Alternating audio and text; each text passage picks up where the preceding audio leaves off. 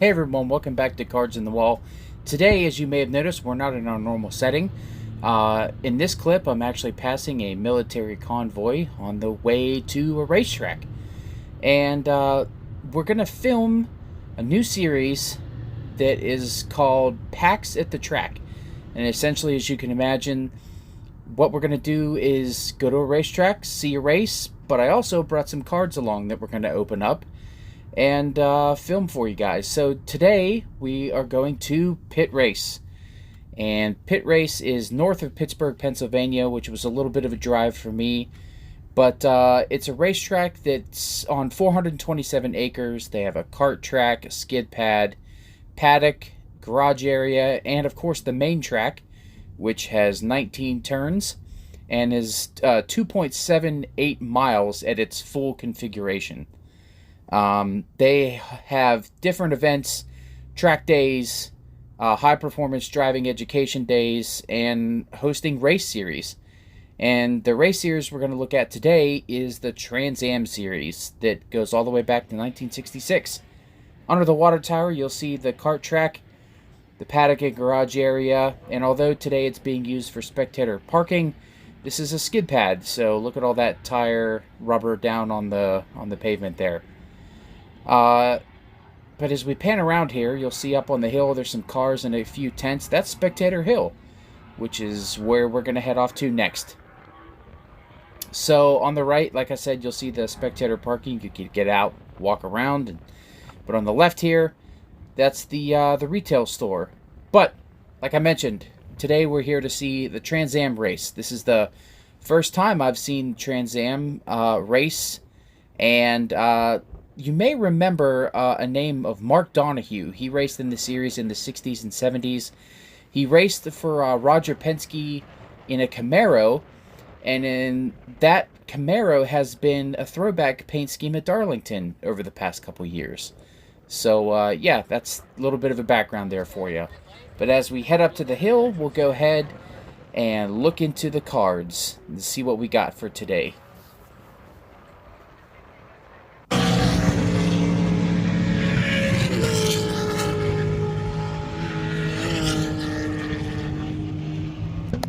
I don't know if you guys have any shot of hearing me,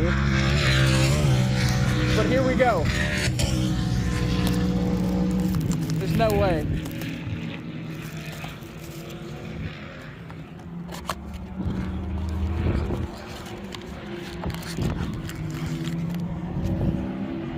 This is gonna be kind of brutal. It's very windy. Like, the cards are all gonna blow away. Yeah, the cards are gonna blow away.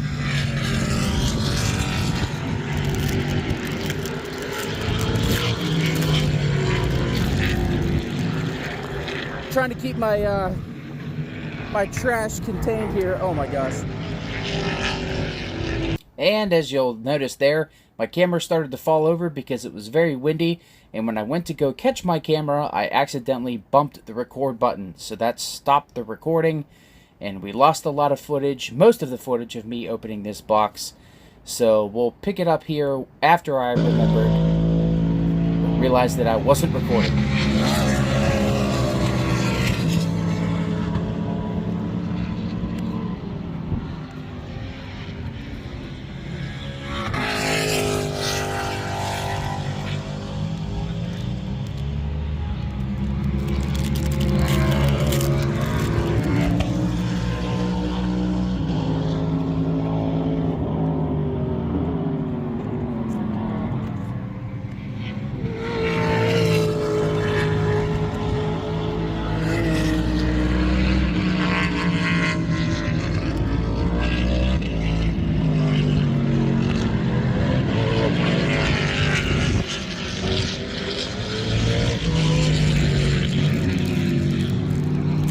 Last pack.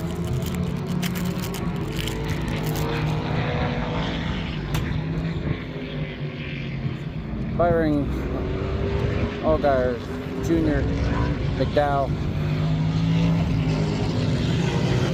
Gentleman Mid.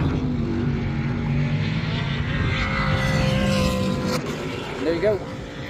So, as it turns out, Paul Menard was actually in the race, and there he is right there in victory lane. He won the race, and they invited the fans to come down to join the celebration. So I went ahead and did so, and as you can see, we are right there with the cars. That's Paul's green car on the right.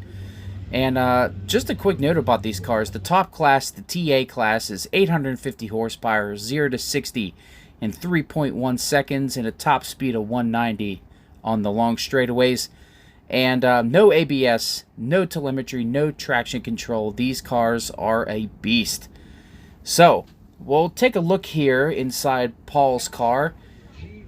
Look at all the gadgets and machinery in there.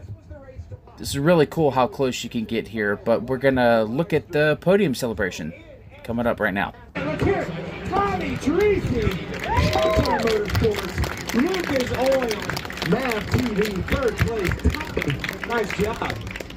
And I don't know if you guys have been paying attention, but when Tommy's on the podium, we have a little tradition here that we're going to do. So stay tuned. Second place, three-time TA champion, all the way from Gibson, New York. Let's hear it. The Jim Weed Ford Mustang, Chris Dyson. All right.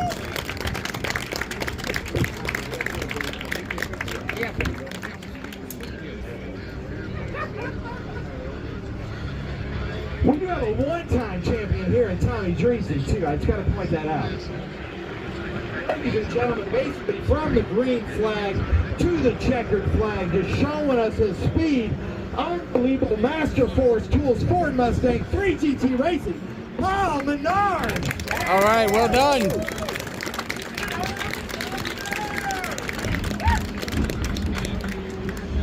Tommy, you got your phone? All right, hold on. Hey. And there's that picture they took. Now back to our normal setting. So, back to our normal setting here. So, you saw what happened with the footage. You know, I bumped it and we lost most of the footage of opening up the actual packs. But the day was not lost. Because once I found out that Paul Menard was in the race, he started on the pole and led the entire race. Went down to victory lane, realizing that I had pulled 2 of his cards out of that box. One of them, if you go back and look at the footage, was caught on camera. But went down to victory lane, and I said, you know what? Maybe I can salvage this. Maybe I can get Paul Menard to autograph some of those cards. So I went down there, and this is where the crazy turn of events happened. So I lost the footage. Paul Menard happens to be in the race. He wins the race. I go down to victory lane. I don't have a Sharpie. So I ask one of the employees, who I believe his name was Ruben, so shout out Ruben. I asked, hey, do you happen to have a Sharpie? So he said, no, you know, I really don't think so. And I was like, oh man, I was trying to get Paul Menard's autograph. And he said, you know what? Let me take a look. So he had a backpack on, so he took his backpack off, set it on the ground. And he starts unzipping, you know, various different pouches and stuff. And he says, you know what? It's your lucky day.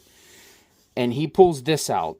A Harbor Freight Sharpie, which, first of all, I didn't even know, I didn't even know that Harbor Freight made Sharpies, but nonetheless, here we are. This is the Sharpie he gave me.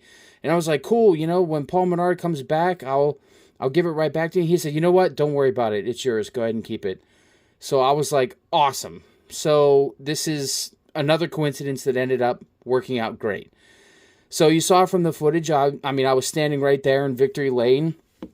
And, you know, we had the victory lane celebrations go off. And when Paul Menard came down from the podium there, I said, hi, Paul, good job. Could you sign these cards for me? So there is the first one of Paul Menard. So he autographed it there. There's a P and an M. So there's the first one there for you. But the coincidence continues, because not only did I pull one card out of that box, but here's the second one. So nice Valvoline on the hood there of the 27 Menard Chevy there. And of course, you know, his autograph with the P and the M here. So 2 cards of Paul Menard's out of that box on a day where I lost all the footage, didn't have a Sharpie, and yet it all came together in the end. So, just goes to show you, You never know what'll happen when you go to your track, your local track, even a faraway track. You know, you never know who's going to be in the race unless it's NASCAR.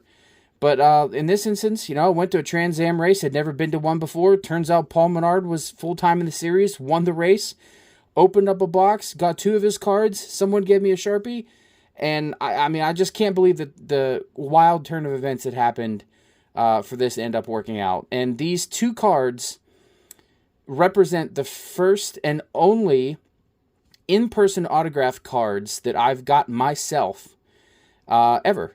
So that was pretty cool. Cool story. I'll always remember that trip. And yeah, it was a really good time. So yeah, if you're thinking about going to a racetrack or a local track or seeing a racing series that you've never seen before, I recommend giving it a shot. You know, the chances of you running into an ex-NASCAR racer may be low, but you never know. That same track, the pit race that I went to, they have a 24-hour of Lemons race. And I remember when Greg Biffle was on Dale Jr. Downloads, the podcast that Dale Jr. does, Greg Biffle mentioned that he was at that track for a 24 hours of Lemons race. So you never know when these retired NASCAR drivers are going to show up at the track. So get out there, support your local tracks, and you never know who you'll see or what you'll find or who you may get an autograph from. So, if you like this video, like and subscribe. I got a couple more tracks that I'm going to be attending throughout the summer here, so stay tuned for more Packs at the Track from Cards in the Wall. Thank you for watching. Goodbye.